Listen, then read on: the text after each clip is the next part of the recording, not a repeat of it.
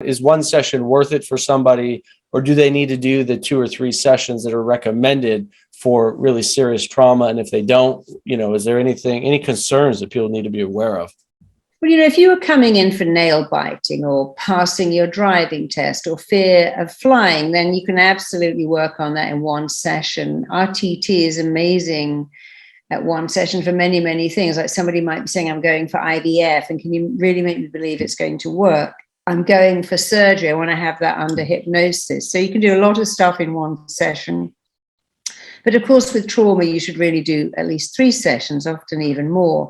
So RTT is rapid therapy, which means you don't need a lot of sessions. You certainly don't need to go every week for a year or even 6 months, but depending on the client and depending on the issue. So somebody who has got anorexia or bulimia or acute depression will certainly benefit from several sessions, but it's never lots and lots of sessions, because therapy is effective to the degree that it changes your neural pathways. That's what neuroplasticity means, that your thoughts are creating new neural pathways. And while you create new neural circuits, you're also dismantling the old ones. So you need to get someone to change their neural circuits. How do you do that?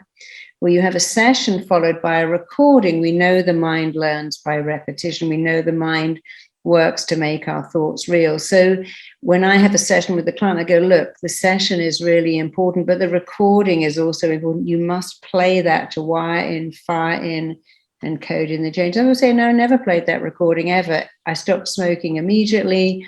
I just spoke to someone today, said I've stopped smoking, I've stopped drinking, I've lost 80 pounds, and I hardly ever play those recordings, but that's okay. But I much prefer my clients to play the recording, because I want them to wire in and fire in those powerful changes. And so sometimes they don't play them, but mostly they do, because it makes them feel so good. So if I make a client a recording that makes them feel good, and I say things like, you love this recording, the more you play it, the better you feel, the more you play it, I know that they'll play it. And that's really my job, to do a great session, but to make the recording so good that the client says, oh, I love playing that. Every time I play it, I hear something different. It really changes my state. I think better thoughts, so I feel better, so I act better. And I'm here in Estonia now working with kids of 9, teaching them, about looping thoughts and how thoughts become feelings, become actions, and how that's just a loop. And it's amazing to see kids of 9 really get it, that we can all change our thoughts. It's not even hard work, but we do have to repeat it.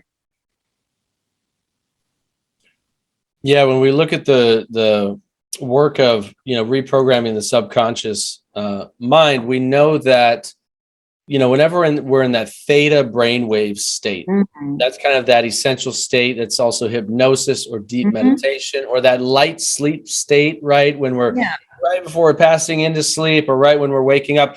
That's kind of that sweet spot brain wave state where we pass the thinking mind and go into the subconscious mind.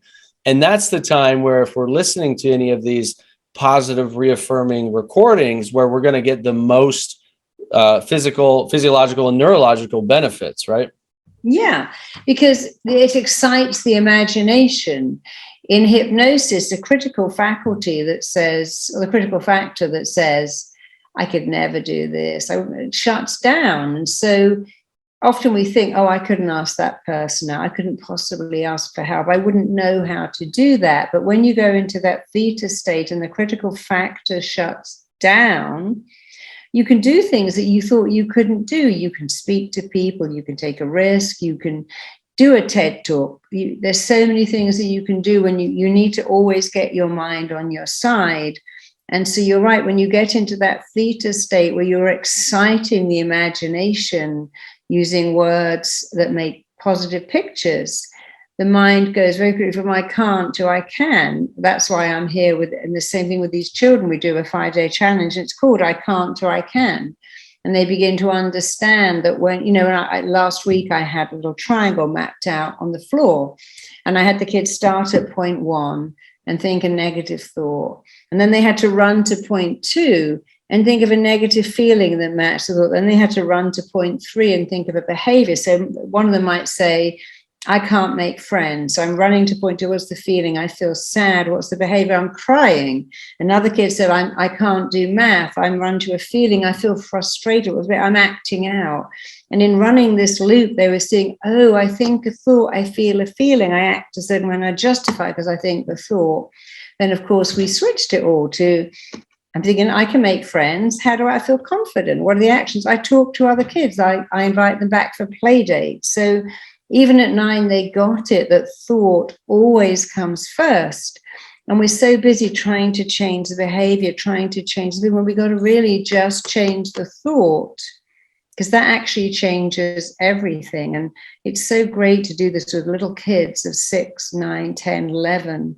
And on Friday, I'm doing it with teenagers, because they begin to understand that we don't have to feel helpless or hopeless or out of control. We have to take control of our thoughts, change them, make them positive, and that actually changes everything. What would you say for people tuning in who want to find a deeper connection to a purpose that can give them more meaning for life and pull them forward out of disease and into, a stronger life of fulfillment and happiness? Yeah, because, one of the main causes of depression is not a chemical imbalance in your brain at all. And I was reading today these studies that show that whole thing about low serotonin are totally flawed.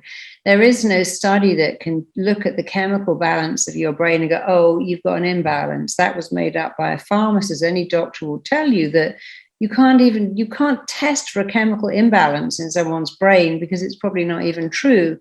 And it's only in my experience, but I had been doing it for 35 years, I found that one of the major causes of depression was failing to follow your heart's desire, not doing what made your heart sing. And I had many clients say, well, at 20, I went into the family law firm. At 25, I joined the family accountancy firm, or I thought I better be a teacher because that's what my dad was. And here I am at 55, chronically depressed because it's too late now to follow my heart. I wanted to be a vet. I wanted to be a golf teacher. I wanted to be a dancer. And I've left it too late. And actually, it's not really ever completely too late. But that is one of the causes of depression, not following your heart's desire. But how do you follow your heart's desire? It's a good question. So you have to think of what sparks joy. What, when you're doing it, makes you feel really good. Because if you can find out what you love and you can monetize it, you'll always feel amazing. And one of the keys is, what did you love doing between the age of 7 and 14? It could be 5 and 16. But if you can think back to what did you love to do? My daughter was always making clothes out of Kleenex for her tiny little figures, her little Sylvanian family. And now she's got her own fashion line. And so that's clearly always what she wanted to do. Someone else said, I was always making puzzles as a kid, and here I am now, I'm a strategist. So if you can go back and recall, what did you love to do? Because you're here in life actually to find out what your gift is and to become amazing at it. Some people are going to be amazing chefs, amazing designers, amazing storytellers, amazing artists, amazing inventors, amazing pharmacists. And we're not all supposed to be the same, but you are here to find out what your gift is, to be amazing at it, and to monetize it. And there's nothing wrong with that. And we should be teaching kids in school that. We shouldn't be saying, hey, you've got to be good at everything. That's just nonsense. You're only supposed to be good at one thing. In Finland, or I was on Sunday, the kids only go to lessons they like. Science kids go to science, other kids go to IT, because they know if you love that lesson, that is where you're going to be making your money. That's where your profession is going to be. I couldn't imagine having the patience to plant seeds and grow plants. I couldn't imagine having the patience to try out new recipes, but for someone else, that sparks so much joy in them. And so we should really look at how we educate kids. And many kids say to me, I'm not good at math. I'm like, darling, you're good at sport. Let someone else be good at math. But if your desire is to be an architect, why have you got to learn Latin? Why have you got to learn something that's not interesting to you? And I think we waste so much time here in Estonia, kids have to learn 4 different languages. It's extraordinary. I was working with one this week who said, I've got to learn English, Swedish, Estonian, and I've forgotten the third language. It might have been Spanish or Mandarin. And that's so hard to make kids learn 4 languages. 2 is enough. It used to be that everyone had to learn French. We now think, well, what's the point of that? You're better to learn Mandarin or Spanish. So I think the whole education system, because it rewards achievement, not effort. You get a prize if you do a good piece of work, but you may have put no time into that work. There may be another kid who's put hours of work in and didn't get the prize because they weren't gifted. And I've always thought all schools should reward effort, not achievement, because then we're teaching you that effort is rewarded. And so I think you can find out what your purpose is. When you find out what your purpose is, when you find out what you love to do, you have purpose. When you share what you love, you have meaning.